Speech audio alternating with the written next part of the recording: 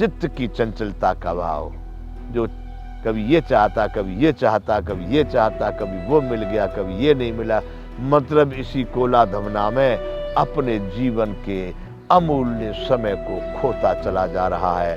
तो बंधुओं, इस मायिक संसार त्रिगुणमयी इस माया के प्रपंच से चित्त को बार बार बार बार चिंतन करके हटाना, यानी उसको इससे उपरत कर लेना।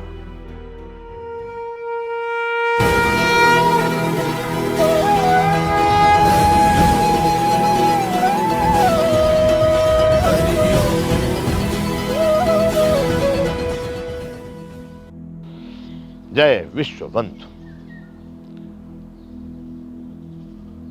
संपूर्ण गीता ज्ञान। तो बंधुओं, यहां चिंतन और चर्चा हो रही है भगवान दैवासुर संपत्ति विभाग योग 16वां अध्याय में पहले दैवी संपत्ति वालों को बता रहे हैं। दैवी संपत्ति क्या है? तो कर्मों में कर्तापन के अभिमान के अभाव के विषय में यहां बात कर रहे। कर्तापन के अभिमान का त्याग, यानी मैं कर रहा हूं ऐसा भाव हटा देना चाहिए। क्यों? कि करने वाला तो कोई और है, तुम निमित्त मात्र हो।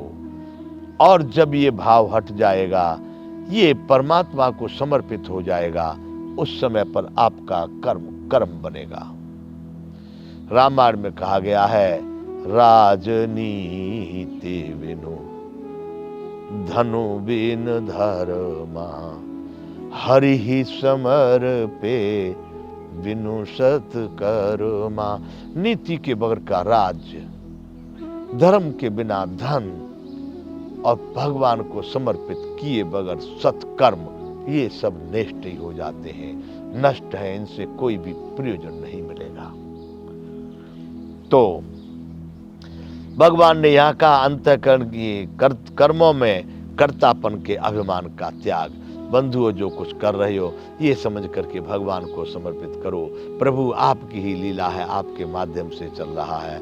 वो हमारे यहाँ एक भगत थे, वो गीत गाया करते थे। अच्छी पंक्ति है, मेरा आपकी कृपा से सब काम हो रहा है, करते हो तुम कन्हैया मेरा नाम हो रहा है। कर तो तुम ही रहे हो केशव, नाम लोग हमारा जरूर ले रहे हैं, लेकिन आपकी कृपा से सौंप दो उनको संपूर्ण कर्तव्य कर्मों के अभिमान को। तो कर्मों में कर्तापन के अभिमान का त्याग।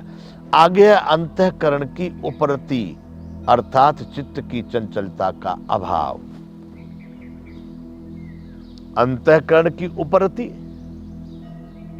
जो हमारे अंतःकरण यानी चित्त जो है इस संसार के पद पदार्थ प्रतिष्ठा और अनेक प्रकार के नश्वर पदार्थों में चिपक गया है, इनमें लीन हो गया है, तल्लीन हो गया है, इन विषय विलासताओं में फंस गया है।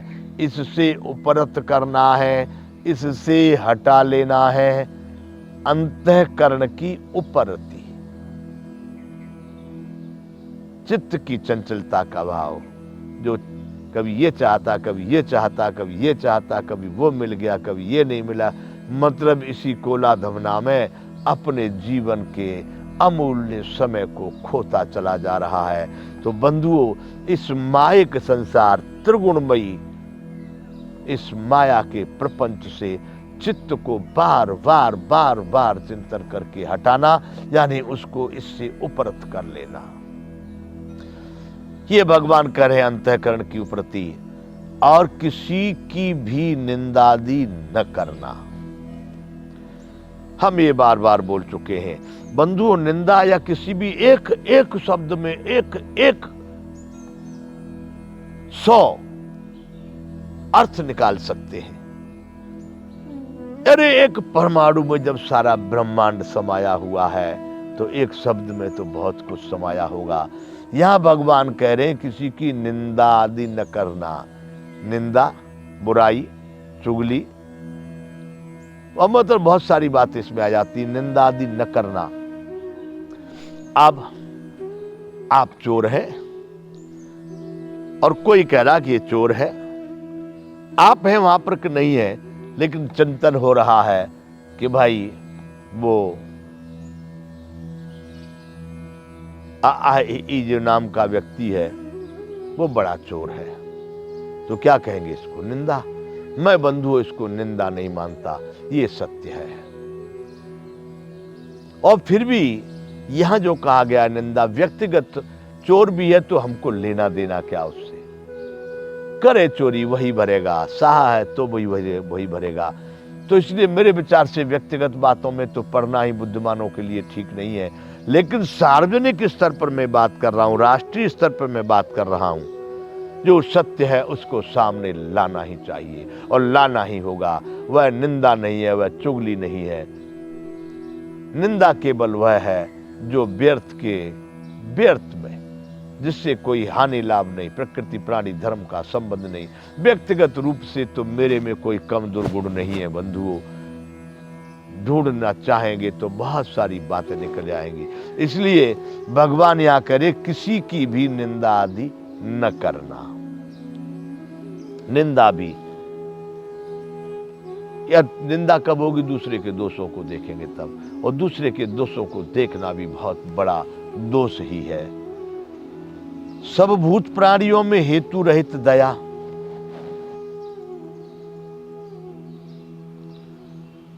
सब भूत प्राणियों में हेतु रहित दया। हेतु मतलब स्वार्थ, हेतु मतलब अपना हित। अब हम किसी पर दया तो करने जा रहे हैं। किसी की गाड़ी रोड पर बंद पड़ गई, धक्का तो हम लगा रहे हैं, लेकिन धक्का लगाने से पहले निर्णय ये है कि भाई हमको बैठा के ले जाना पड़ेगा, हमको हमारे घर छोड़ना होगा। ये नहीं। अगर आप ये देख रहे हैं आपको दया भाव है तो आप धक्का लगा दीजिए, उसको क्या करना है वो जाने, वह भी दया भाव वाला होगा। एक जैसे हो जाएंगे जब सभी भारत तो फिर समस्या ही नहीं रहेगी। वह दया भाव होगा तो आपको सामने से पूछ लेगा, भाई आपको कहाँ जाना है, आइए मैं छोड़ देता हूं। जब ऐसी स्थिति सबकी हो जाए, मैं इसलिए बार बार कहता हूं कि भारतीय शिक्षा को, यहां भारतीय शिक्षा पद्धति लागू करनी पड़ेगी। भारत में पाठ्यक्रम भारतीय ही होना चाहिए। सब भूत प्राणियों में हेतु रहित दया। कुत्ता, बिल्ली, गधे, घोड़े, जीव जंतु बगैर कुछ चाहे, इनमें इनको कहां कष्ट है, किस प्रकार की इनके जीवन में परेशानियां हैं, उनको समझ करके अपने दया भाव का उपयोग करना। ये कहते हैं भगवान कि सब भूत प्राणियों में हेतु रहित दया तथा इंद्रियों का विषयों के साथ संयोग होने पर भी उनमें आसक्ति का न होना।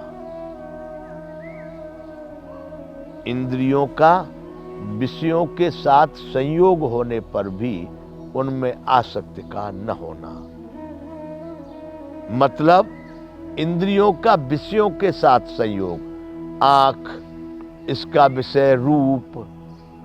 अब रूप जहां गया तो देखे सामने आ गया भाई गधा, घोड़ा, कुर्सी, शत्रु, मित्र, कुछ न कुछ तो सामने आया। भोजन, पानी, रसगुल्ले, रसमलाई, कुछ तो सामने आया। तो इंद्रियों का विषयों के साथ संयोग होने पर भी, यानी मिलन होने पर भी, उसकी प्राप्ति होने पर भी उनमें आसक्ति का न होना। उसका संयोग हुआ उसके साथ, परंतु उसमें लगाव नहीं होना चाहिए। देखा बहुत अच्छे फूल खिल रहे हैं तालाब में कमल के, वनस्पतियां, प्रकृति बहुत अच्छी है, लेकिन अब मुझको चाहिए, लगाव होगा तो इच्छा उत्पन्न हो जाएगी। देखा बड़ा आनंद लो, लेकिन उसमें कोई भी आपका अटैचमेंट नहीं, लगाव का न होना, आसक्ति का न होना। भगवान कह रहे हैं इंद्रियों का विषयों के साथ मैं खंड खंड करके हर बात को कह रहा हूं। कान शब्द के साथ में मिलन हुआ, लेकिन उस शब्द का अब आपको किसी ने कह दिया वो गाली दे रहा था, अब उसमें आपकी आसक्ति होगी, अच्छा मुझे गाली दे रहा था, नहीं, वहां का वहीं छोड़ देना है। जब गाली वाला सामने होगा, जब आएगा तब देखा जाएगा। यहां से किसी की बात सुन करके आप निर्णय करेंगे ये ठीक नहीं। तो विषयों का साथ संयोग होने पर भी उसमें आसक्ति का न होना। और कोमलता, कोमलता मतलब किसी के दुख को देख करके द्रवित होना, किसी की परेशानी, किसी का कष्ट, किसी के दुख को देख करके आप में भी वह दुख का, जो उसको दुख हो रहा है, वो जिससे परेशान हो रहा है, उसको कितनी आप में भी वो करुणा आवे, आप में भी वो द्रवित आवे, तो आप उसको देख करके जब द्रवित होंगे, उसी का नाम होगा कोमलता। जय विश्व बंधु।